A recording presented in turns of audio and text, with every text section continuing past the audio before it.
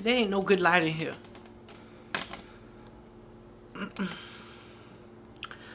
So I wanted to come and okay, so oh my god, I don't even know where to start. Since, the last video I was telling everybody that I wanted to be honest with you guys and be raw and uncut.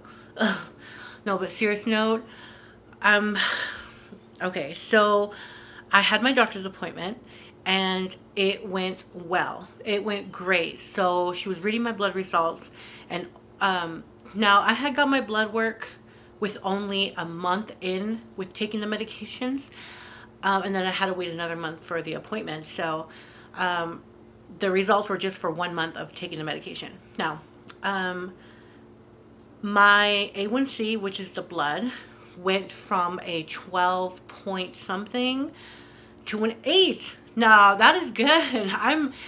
I'm shocked because I didn't think that a month of taking medications and eating, decently. I mean, I knew it was gonna lower, but 8 is good because I think for a diabetic, I think the perfect range is like 7, 6, 7. Um, so I literally cried because I haven't had my A1C level in that range. I've usually have it like the 10, 11, 12. 12 is the highest I've had it, which means that I've been waking up in the morning fasting and my blood's been like 350 to 400 ish, around that. So every day constantly having your blood sugar that high, it really fucks up your life. It fucks up your body, and I am suffering because of it. And I want to tell you guys, if you have diabetes, please, like if you're pre-diabetic or you have diabetes now and it's kind of controlled, please, I'm begging you, take your fucking medicine, do your fucking shots, do your fucking blood test, because honey, I'm picking up the pieces back into my life right now, and it's fucking hard. I'm not gonna lie to you, it's hard.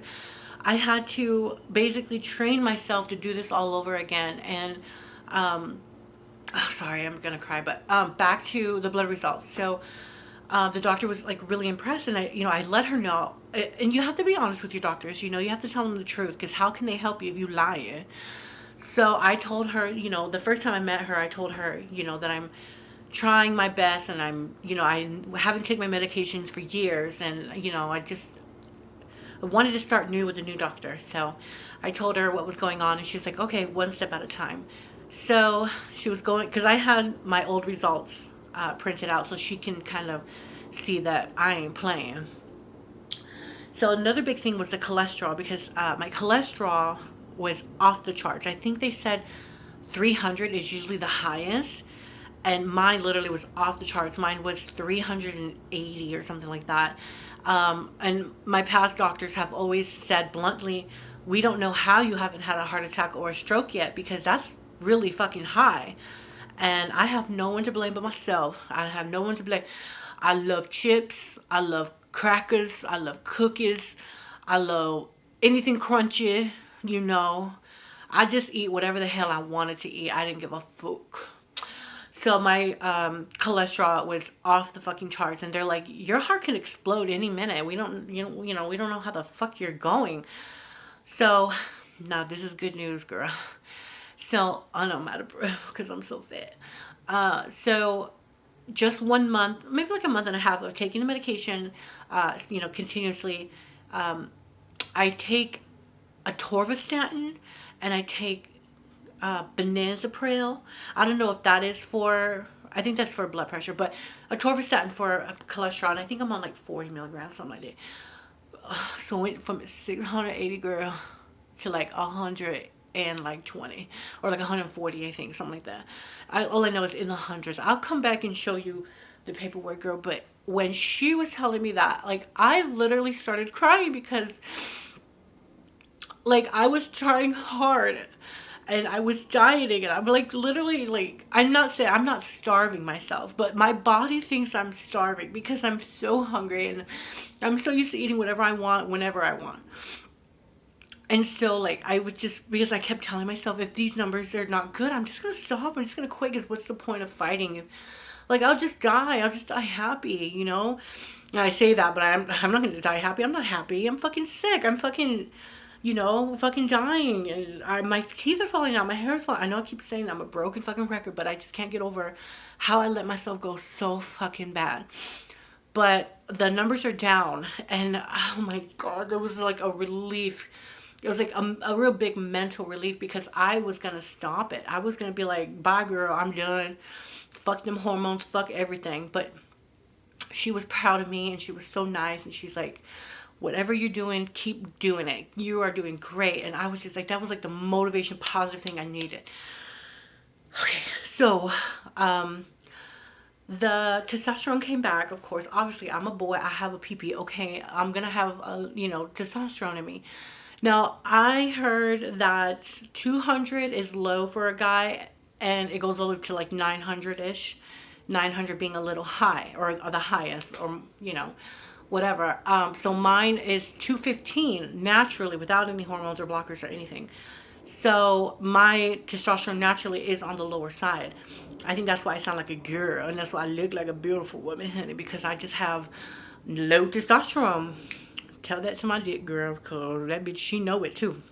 She don't be where anywhere. So she was like, you know, this and that. See, this one kind of pissed me off. I know I'm rambling on, but so I went with Chloe, and Chloe, she had her stroke back in the past, and she was always scared to ask the doctor for hormones because we always thought she was going to say no because she had a stroke, and the hormones, you're at higher risk of having a stroke or like a heart attack or blood clots and all that stuff. And she had a blood clot in the brain, or like in one of the little veins or whatever, ischemic. So I was like, girl, we're going to do this. We're going to ask her. The worst you could say is no. And I was ready prepared for her to say no. But she said, let's try. Let's get your blood work, girl. Let's get your test. She has to do like MRI, CAT scan, and ultrasound, and x-ray, all this bullshit. But just to be on the safe side. So she didn't say no. She didn't rule it out for Chloe to get hormones. And so this coming week or a few weeks, we're going to do all that testing and stuff for her. Now, my doctor's great. She's really cool. But what pissed me off is that she completely, like, didn't talk to me about the hormones. She was, like, ready to leave. And I was like, oh, wait. Because, we had to do Chloe's EKG and all that stuff to check her heart. And so I'm like, wait, girl, wait, hold on. I was like, so, you said I'm being on the right track, so am I going to get hormones? And she's like, yeah. Because, see, normally I had written down what I wanted. I wanted estradiol valrate, I think it was called, or something like that. The estradiol injections. Of course, everybody, girl, wants it. So, and then I said I wanted spirolactone for the testosterone blocking. And I wanted progesterone, like later on, so that way it could shape the breast that will form. And then I wanted finasteride to start growing out my hair, because look at this, it's gross. She said, oh, we're going to start everything slow. We're going to take it easy. And I'm just like, because I had taken hormones 10 years ago. And they right away started me on 1 milligram of estradiol. And then they started me on, I think, 50 to 100 of spirolactone. And that's it. But that was the starting dose for me. So I was like, okay, what are we going to do? She said, I'm not going to give you the pills. I'm not going to give you the shot. I'm going to give you the patch. So, and I was like, long story short, I had a big ass fucking problem with the pharmacy, with the other medications. But I had a problem with her ass because she said that she was going to put the prescription in at the end of the day, and I just had to call her back because she didn't. It took her like 3 days just to put my damn estrogen patches into the fucking system. So I was like, girl, I'm over here telling everybody you a good doctor. I mean, she is a great doctor, but she kind of slow. And that, see, honey, when you're a trans woman and you're ready, you want it now. You worked your ass off. So she gave me estradiol. Let me see. She gave me estradiol patches. The lowest of the lowest dose, 0.025 patch. You do one patch a week. I do them every Wednesday. You put them on your stomach, whatever, and the estrogen slowly enters your body. So I'm like, okay, whatever, we're going to start slow. She didn't give me no testosterone blockers. Girl, I wanted spirolactone. Girl, how is this is such a low dose of estrogen? It's not going to overpower the testosterone. Even though I have low testosterone, it's not going to overpower it. I need at least 1 milligram of estrogen to start off. But she's like, we're doing it slow and steady. Okay, whatever. We'll see with my next appointment because I haven't known it in a few months. I have to do blood work. And we'll see where it goes. But if not, I'm going to change my doctor because this is bullshit. But we'll see what her plan is. The finasteride, the hair growing pill, it's basically Rogaine on a pill. And it's called Propecia, but finasteride for the poor people. It's supposed to grow back my hair, but my insurance is like not covering it. My insurance keeps on fighting it. They call my doctor. My doctor calls the insurance company calls them. They call the pharmacy, and it's just not wanting to go through. And I said, well, I'll pay for it. And that's a big problem. They don't want me to pay for it because they're like, oh, we'll cut your Medi-Cal off. What the fuck? So I'm like, but you know what? As long as I got my estrogen, I'm cool. The finasteride can be whatever. I can wear wigs or whatever. Take my biotin. So I'm just like really happy, but then yet I'm still anxious and nervous because of, the whole medication and shit and how everything is working, but good faith. The point of this video was to just update what's going on. And I know I'm probably going to put this in like 2 parts or maybe just one long of it. I don't know. So, girl, I'm just going to be honest with you. I've been having a cheat week. I was like, you know what? I'm going to have a little cheat. I'm going to have a burrito. I'm going to have a little cupcake, stuff like that, just to celebrate whatever. And then, my boyfriend gets money and he wants to take me out to dinner and stuff. And I'm just like, you know what? We're celebrating, it's a nice dinner day. I'm going to eat what I want. Let's go to the buffet. Let's do this. Let's do that. And I started slipping off I started slipping off track. And I'm trying to get myself back on it. I'm still taking my medicine. I still am taking it every single day. I just have been fucking up the last few days. Like, for example, I ate donuts. I had pizza. I had a burrito. I had, what do you call it? I had carnita fries. What else did we have? My boyfriend took me out to a buffet. And I've just been spiraling down. And you know what, honey? It's been beating my ass because I've been eating well so fucking, long for the last few months or whatever, and I fucked it all up. Yeah, I had my little cheats here and there, but I never had a cheat week. I don't know. I just went back to old habits, and I was depressed. I was like, oh my God. And my brain was just working and running and running. I felt so fucking bad. I felt so sick, but it didn't stop. I don't know what the fuck was going on with me. So I had to kind of snap out of it today. I'm like, you know what, bitch? You're going to wake up. You're going to fucking make your video. You're going to tell your friends. You're going to confide into them. They're going to beat your ass. They're going to yell at you because you were doing so well. And I need you guys to do that to me. I need you to fucking tell me, bitch, you're doing well. You don't need to fuck up no more. So, I just want to tell everybody I fucked up, and it's okay to fuck up, okay?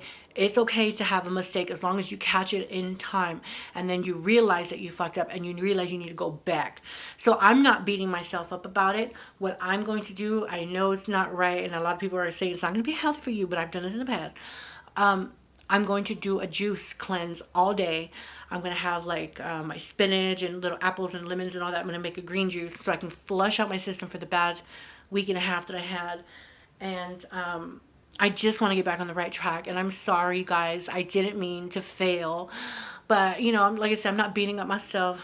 And I know some people say, well, just start Monday. Or, your body doesn't know what day it is. Your body does not have a fucking built-in calendar. Every day is a new day. Just like when people celebrate New Year's, every day is a new year. Like, oh, I'm going to have my New Year's resolution. Your body don't know when the fuck New Year's is.